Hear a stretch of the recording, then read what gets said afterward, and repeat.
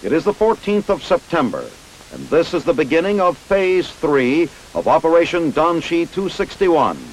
Troops of the 21st Infantry Division, Army of the Republic of Vietnam, are conducting the operation to wipe out the Viet Cong in the Delta country of the 4th Corps area. The operation has been going on for many weeks. Helicopters of the U.S. 13th Aviation Battalion are providing direct air support, transporting the troops and flying fire team missions. Below is the Nam Chom Forest, some 200 kilometers southwest of Saigon. The Viet Cong are strong here. In the rice fields on the edge of the swamp and forest, the Vietnamese Rangers get off and begin filing into the enemy-held territory.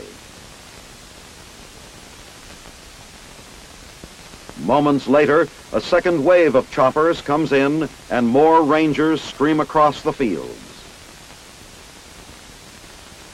In the skies above, Army airmen scrutinize the battle zone and gunners strafe suspected enemy positions.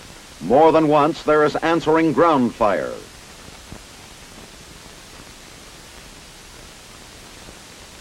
Over the swampy Kamau River, one of the gunships locates a Viet Cong sampan. The vessel and its occupants are obliterated by rocket fire. Finally, the helicopters head home to rearm and refuel. 1 week later, General William C. Westmoreland comes to the helicopter base at Con To. On this occasion, at the battalion's headquarters 180 kilometers southwest of Saigon, the commanding general of U.S. forces in Vietnam is to present the Valorous Unit Award to the 13th Aviation Battalion, which is supporting the Vietnamese Rangers in Operation Danshi. Already the most decorated American aviation battalion in Vietnam, the 13th receives a new streamer for the battalion flag. The citation is awarded for, quote, extraordinary heroism and professional skill in support of the 21st Division, Army of the Republic of Vietnam, on April 4, 5, and 6, 1965, unquote. The unit's commander, Colonel Jack T. Dempsey, receives the document on behalf of the battalion. Following the presentation, the men of the 13th, the only American Army combat unit in the Delta region, hear a personal commendation for their numerous outstanding combat missions performed in support of the Vietnamese 4th Corps Army Rangers. Then, General Westmoreland bids them continued success. Phase 4 of Operation Danshi 261 gets underway on 24 September as the Arvin 41st and 42nd Ranger Battalions resume their counterinsurgency campaign in the Delta. At the Kamau airstrip, the U.S. helicopters are loaded and boarded by the Vietnamese troops. Soon, the friendly forces are airborne toward their objective in the swamps 20 kilometers south of Kamau. Gunships lay down suppressing fire along the perimeter of the basic objective. In the region below, the Viet Cong have established training and staging areas. Reports indicate a concentration of the enemy in this sector. Rangers of the 41st Battalion are delivered to the landing zone and immediately strike out for the presumed enemy positions in the swamps ahead. With armed helicopter support overhead, the Arvin troops advance with confidence. The Rangers of the 41st Battalion sweep into the swamp in two converging forces. Helicopters block the enemy exodus. In a day-long battle, which rages back and forth in the swamps, the Rangers exact a heavy toll in Viet Cong killed and weapons captured. Armed helicopters accounted for still more of the enemy dead.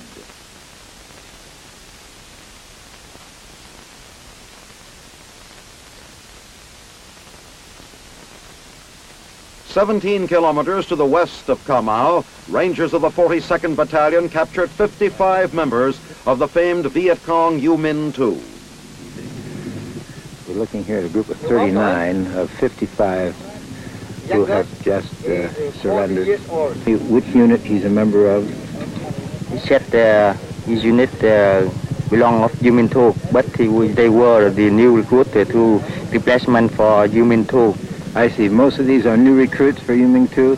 The men look quite young. How old is the youngest man? Could he tell me that? Bây giờ trong này anh nào 13 tuổi vậy ta lên coi. 14 years of age. Yeah. This one, huh? 14? What were the circumstances of the act of recruiting him? Việt Cộng nó lại nó rủ em đi theo lính Việt Cộng đó, nó nói em sao, nó dụ dỗ tuyên truyền em thế nào mà em đi đó. Rồi kêu bao lần lợi em đi chở em đi. He recruit him by capture. How long have they been in the service of the Viet Cong? Mấy anh em đó bị Việt Cộng nó đưa vô đơn vị này bao lâu rồi? 7 days. I see. How long was the training scheduled to be? More than 1 week? More than 1 week, but he does not know sure how long.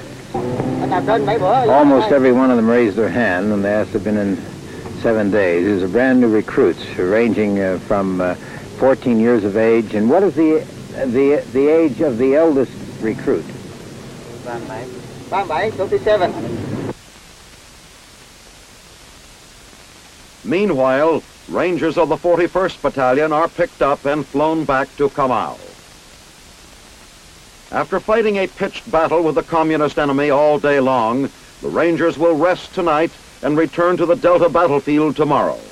Brigadier General Nguyen Phan Minh, commanding general of the Arvin 21st Division, says, quote, "This is but part of a continuing operation, and we intend to keep the pressure on," unquote. The general also revealed that the number of Viet Cong defecting to the key government each month is on the increase. For this day, there's victory in the Delta.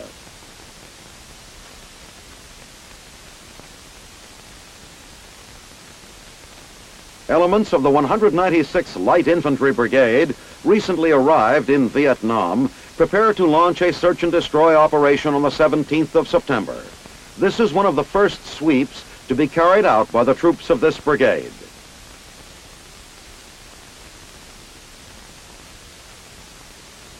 Taking place near Tay Ninh, approximately 80 kilometers northwest of Saigon, the operation is aimed at locating and destroying Viet Cong fortifications here in the rubber plantation country of Tay Ninh province.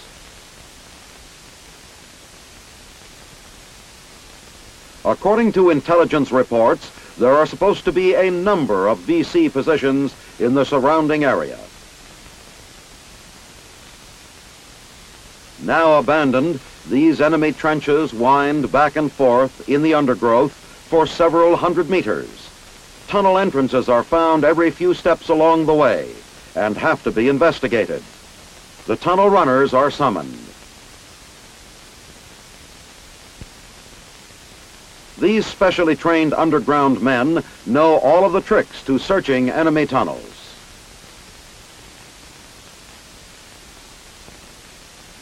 They reappear in short order. A discarded submachine gun clip and some Viet Cong propaganda literature are all that remains in the tunnel complex. These items quickly brought out by the tunnel runners. It is the first time these troopers have seen such enemy propaganda material. Unit commanders order the tunnel complex destroyed so the Viet Cong will not be able to use these facilities again in the future. The men take cover and the diggings are blasted.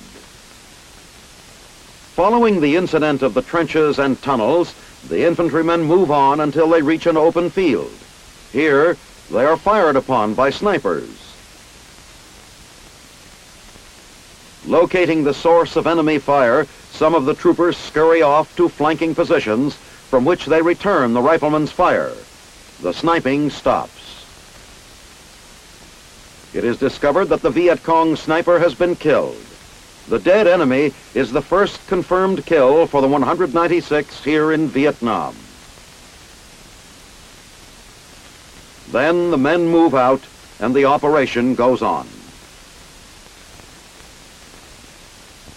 At Tuy Hoa, a unit of the 101st Airborne gets ready to escort an artillery convoy along the stretch of Highway 1 to the north, known as Route Purple.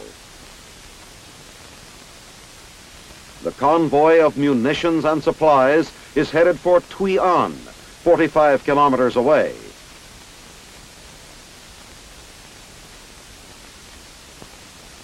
As soon as they pull out, the men are on constant alert for any sign of trouble. Convoys along this route have been hit every few days by VC ambushes and sniper fire. But this time, the convoy reaches Hityn without incident. And after a short breather, the men of the 101st turn around and head for home, mission accomplished.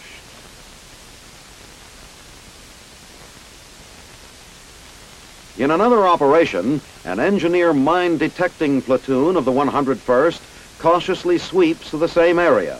Carefully, a suspected area is dug up, but it turns out to be a false alarm. And the column moves on.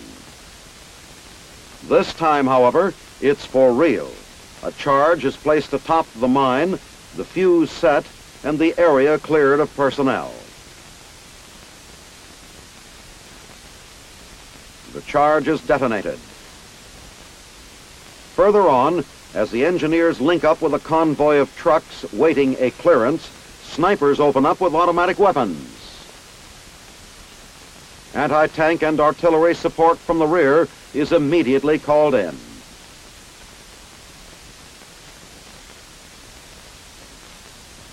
As quickly as they came, the enemy withdraws under the natural cover of dense foliage. The all clear is given, and the convoy rolls out again. Okay, today we're having our briefing on Operation Sioux City, which the operation will be leading on tomorrow. And I'll start the briefing now. This is Army Specialist Bob Owens of the United States Army Special Photographic Detachment Pacific. We're with today the 173rd Airborne Brigade at Bien Hoa Air Base in South Vietnam. The brigade is preparing to launch into Operation Sioux City, another probe into War Zone D. Lieutenant Richard Buckles, the 3rd Platoon leader of Company D, 16th Armor, is briefing his men on the mission. 12 o'clock to 4 o'clock in this area. We'll secure this fire support base, intermediate fire support base, while the 319th Artillery moves into this area to fire a 20-minute preparation onto position Mohawk, which is this area up here. This will be our final fire support base in Brigade CP. Tomorrow morning we'll have a combo check at 0500.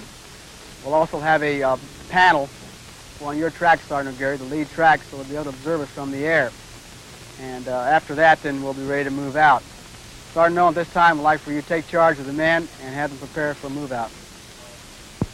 At 0530, 26 September, the 16th Armor began transporting troops of Company B, 1st Battalion, 503rd Infantry, starting off Operation Sioux City.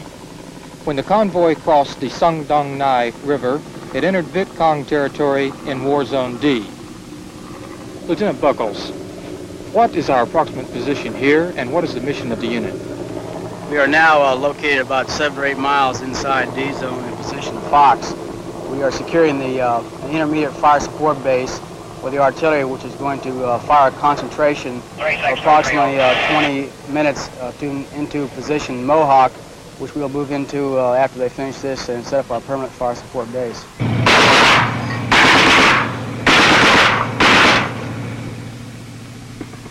As it prepares to move out from checkpoint Fox, the convoy comes under sniper fire. This is answered immediately. Afterwards, the APCs turn their big 50s on the heavily mined road ahead, blowing a path through them, and the convoy moves on. 7 September. It's moving in week for the main body of nearly 4,000 troops of the 11th Armored Cavalry Regiment, arriving at Bien Hoa Airfield. C-130s have flown them from their debarkation port of Vung Tau, and now these men of the Black Horse Regiment will be transported by bus to their temporary base camp at nearby Long Binh. At the base camp, the new arrivals join the 400-man advance party and move into their tent city. Refreshments are the first order of the day, served refreshingly by a young lady from the Red Cross. Another welcoming touch is provided by the Red Cross as the young lady collects messages to be sent via Mars to relatives back home. Now the new arrivals get to work. Under the protection of armed security guards, a detail fills sandbags for area fortifications. Others emplace the sandbags around newly built bunkers.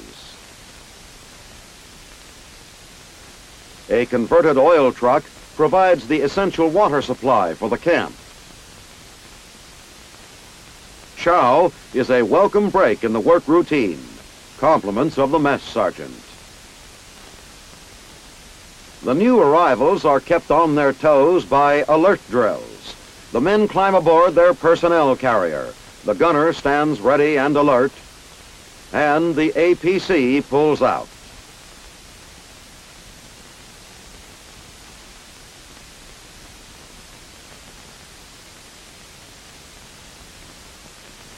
Then, on 24 September, the men of the 11th Armored Cavalry are visited by General William Westmoreland for an official welcome. Colonel Cobb, officers and men of the Black Horse Regiment. This is the first time that the 11th Cavalry has been in Southeast Asia since 1901. 65 years ago, your regiment was in the Philippines, involved in the Philippine insurrection. In 1916, you were involved in the war with Mexico, chasing Pancho Villa. World War II, 11th Cavalry served with distinction, having spawned 3 organizations that fought during that war. It's now my great pleasure to welcome the famous Black Horse Regiment, the 11th Armored Cavalry, to Southeast Asia, here in Vietnam. Dong Ba Tien, not far from Cam Ranh Bay, is the site of Camp B-51. This is one of the many Special Forces camps set up to train Vietnamese for the civilian irregular defense forces. The classes are taught by Vietnamese regulars, but men of the 5th Special Forces are always on hand to evaluate the instruction. The student soldiers begin by learning the operation of weapons and equipment they may be using in defense of their homes. Here, they practice assembling the HT-1 radio. Weaponry training at the school puts heavy stress on the hand grenade. At the nearby range, the men get plenty of experience in the technique of hurling a grenade for maximum distance and accuracy.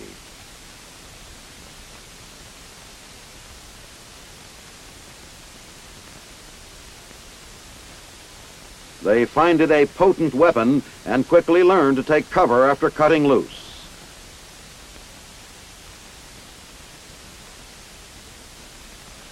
At the rifle range, the students get familiar with a variety of light weapons, such as the BAR, under the watchful eye of Special Forces advisors. The men come from all parts of Vietnam and will return to their villages when the 4-week course is completed. Hand-to-hand combat techniques are an essential part of the training. The men are not only taught to fight, but also how to fall without injury or loss of control. These men were chosen for training because they are already leaders in their villages and will be better able to pass on their knowledge to others. In the last phase of training, the students begin field exercises.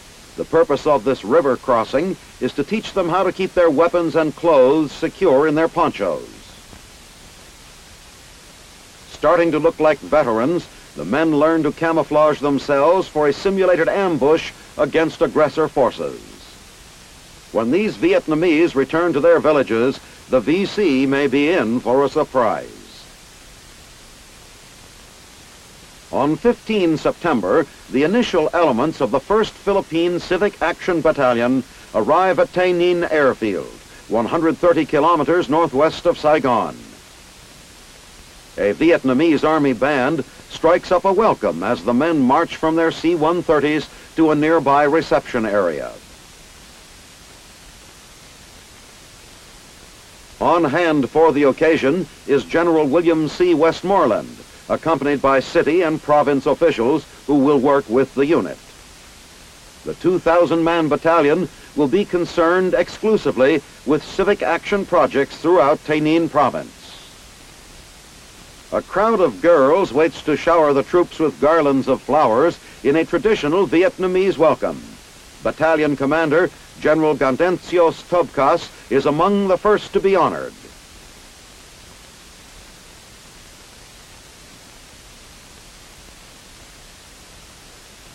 After the ceremonies, the garlanded troops move out to board a fleet of waiting trucks and begin their assignments.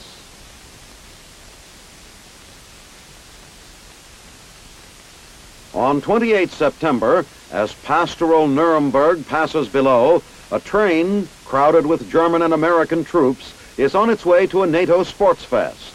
In this realistic exercise, a plane plummets into it, exploding the engine and the first two cars.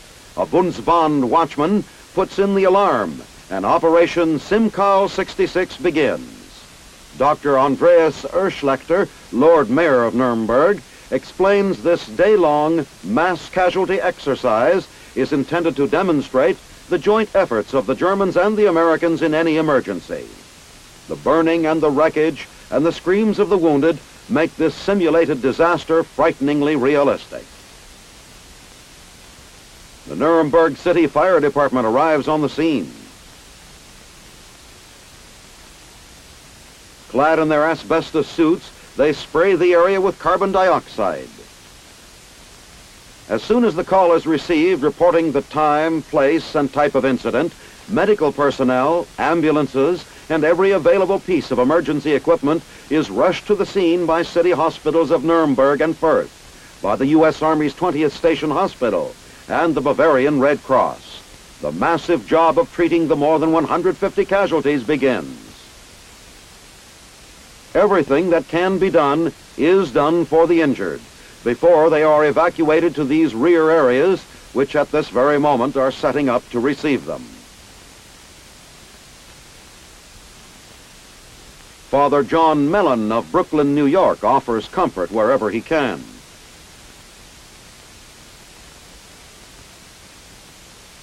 This bus ambulance of the U.S. Army's 549th Medical Company can carry as many as 26 patients. In addition to its distinguished military history, the 549th has participated in many civic affairs.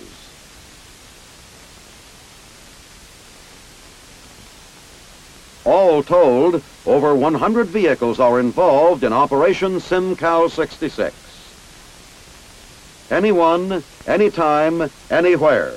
This is the motto of the 421st Air Ambulance Company, which provided coverage by flying in supplies and equipment and evacuating 24 of the most critically injured. Within 90 minutes after it was sounded into being, Operation Simcal 66 is completed, showing to the world that both nations stand side by side and ready 24 hours a day to extend themselves in the event of an actual mass casualty. Cap-Thieu, France. This quiet town, like others throughout France, is destined to know an even greater quiet as a direct result of France's new foreign policy. U.S. installations are being closed. At the Cap-Thieu ammunition depot, a handful of Americans remain to load ammunition from storage igloos onto trucks for transfer to installations elsewhere.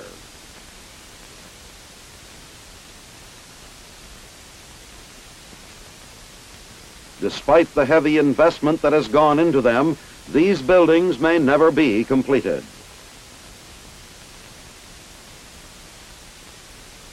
The last truck convoy moves out, leaving Cap-Thieu Depot to history. At Bracon, the story is the same. Warehouses are emptied of their supplies.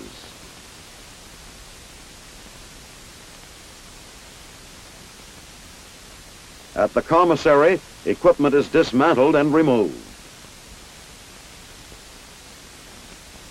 Heavier materials such as tank transmissions or jeeps are loaded onto flat cars. The loaded trains head east.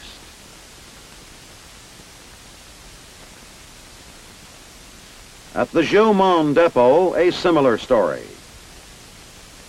Even permanent fixtures are taken from the buildings.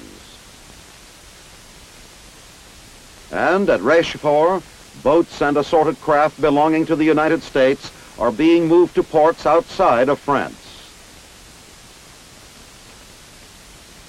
Croix-Chapeau was the site of an army hospital. Patients and personnel have all departed. At Boussac, once a bustling depot, all that remains are a few POL tanks. A lone guard and his dog replaces hundreds of French employees. For the people of France, the American soldier has gone. President Lyndon B. Johnson arrives at Fort Campbell, Kentucky, to present military awards for heroism to Vietnam veterans. The president, accompanied by Mrs. Johnson and their daughter Lucy, is greeted at the airfield. Major General Ben Sternberg, commander of the 101st Airborne Division, is host to the president. A 21-gun salute for the commander-in-chief. The president troops the line of the 101st Airborne, along with Army Chief of Staff General Harold K. Johnson and General Sternberg. In a ceremony attended by thousands of visitors, including many notables, the president presents the awards for heroism.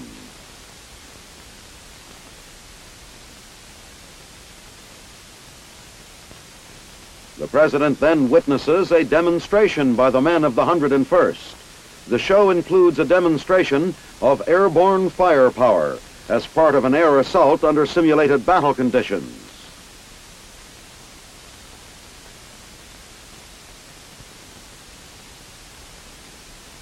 The helicopter's ability to carry sling loads is clearly demonstrated.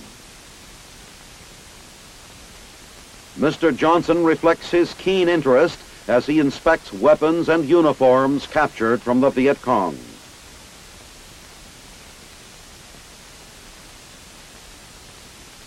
The highlight of the day is the president's speech to the assembled throng. I speak to you now as the Commander-in-Chief of the best military force our nation has ever placed on the field of battle. 300,000 young Americans, better trained, better equipped, better supported than any who have borne our colors of the past, are now engaged in combat in faraway Vietnam. Great fighting units have been writing military history out there as they did a generation ago in Europe and the Pacific. The 1st Infantry Division, the Big Red One, the 1st Air Cavalry, the 25th Infantry Division, the 173rd Airborne Brigade, and the 101st Airborne Division. Never have the people of this country had more justification for pride, nor more reason to be grateful than they have today because of men like you. So, my honored and respected men of the 101st, we have come here today to salute you.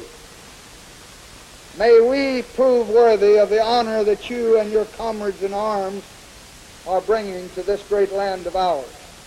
God protect you. Thank you very much.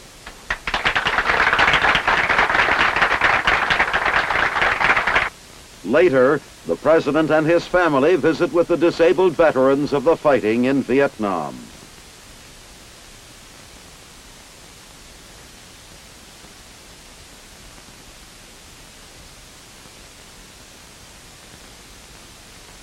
LBJ enjoys his piece of cake as he chats with soldiers and other dignitaries. With the festivities at an end, President Johnson and his party return to the airfield. For Fort Campbell, a memorable occasion.